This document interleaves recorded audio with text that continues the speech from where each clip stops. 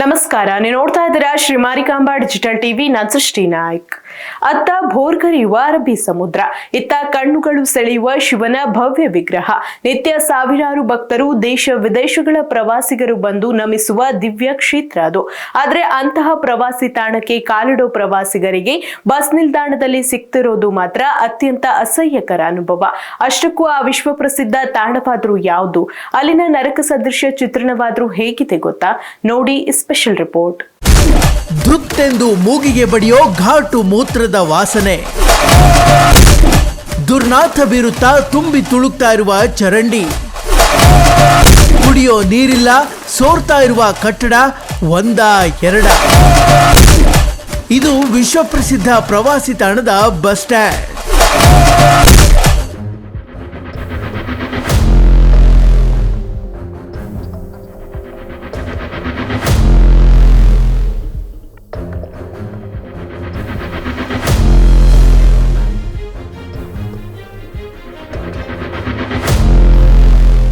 ಎಲ್ಲೆಂದರಲ್ಲಿ ಕಸದ ರಾಶಿ, ಮೂತ್ರದ ದುರ್ನಾಥ, ಗಬ್ಬು ನಾರ್ತಾ ಇರುವ ಚರಂಡಿ, ಕುಡಿಯೋದಕ್ಕೆ ನೀರಿಲ್ಲ.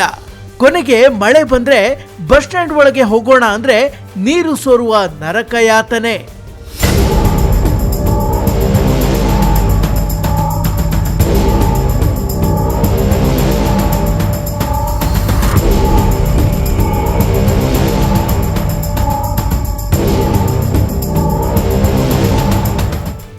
ಹೌದು, ಹಗಲು ರಾತ್ರಿ ಎನ್ನದೇ ಸಾವಿರಾರು ಪ್ರವಾಸಿಗರು ಹಾಗೂ ವಿದ್ಯಾರ್ಥಿಗಳಿಂದ ತುಂಬಿ ತುಳುಕೋ ಆ ನಿಲ್ದಾಣದಲ್ಲಿ ಇವತ್ತು ಸ್ವಚ್ಛತೆ ಅನ್ನೋದೇ ಸಂಪೂರ್ಣ ಮರೀಚಿಕೆಯಾಗಿದೆ. ಅಷ್ಟಕ್ಕೂ ನಿತ್ಯ ಸಾವಿರಾರು ಜನರನ್ನ ಮೂಗು ಮುಚ್ಚಿಕೊಂಡೇ ಓಡಾಡುವಂತೆ ಮಾಡ್ತಿರುವ ಆ ವಿಶ್ವ ಪ್ರಸಿದ್ಧ ಪ್ರವಾಸಿ ತಾಣ ಯಾವುದು ಗೊತ್ತಾ? ಅದುವೇ ಉತ್ತರ ಕನ್ನಡ ಜಿಲ್ಲೆಯ ಭಟ್ಕಳ ತಾಲೂಕಿನಲ್ಲಿರುವ ಮುರುಡೇಶ್ವರ ಬಸ್ ನಿಲ್ದಾಣ.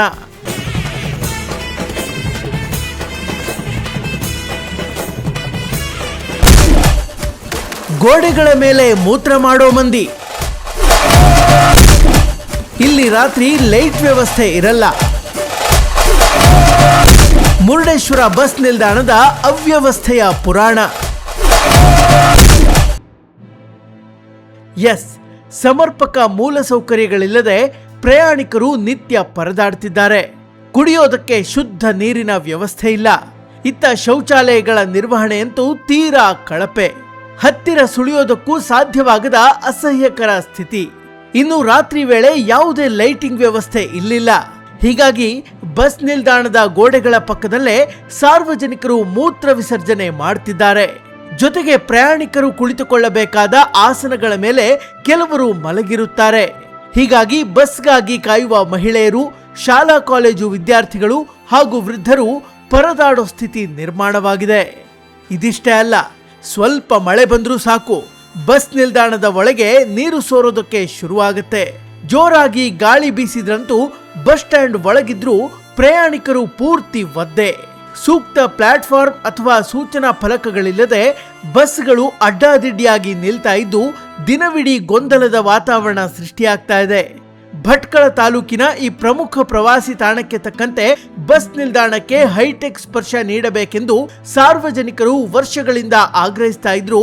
ಸಾರಿಗೆ ಇಲಾಖೆ ಹಾಗೂ ಸಂಬಂಧಪಟ್ಟ ಅಧಿಕಾರಿಗಳು ಮಾತ್ರ ಕಣ್ಣಿದ್ದು ಕುರುಡರಂತೆ ವರ್ತಿಸುತ್ತಿದ್ದಾರೆ. ಏನ್ರಿ ಇದು ಅವ್ಯವಸ್ಥೆ, ಕಣ್ ಕಾಣಲ್ವಾ?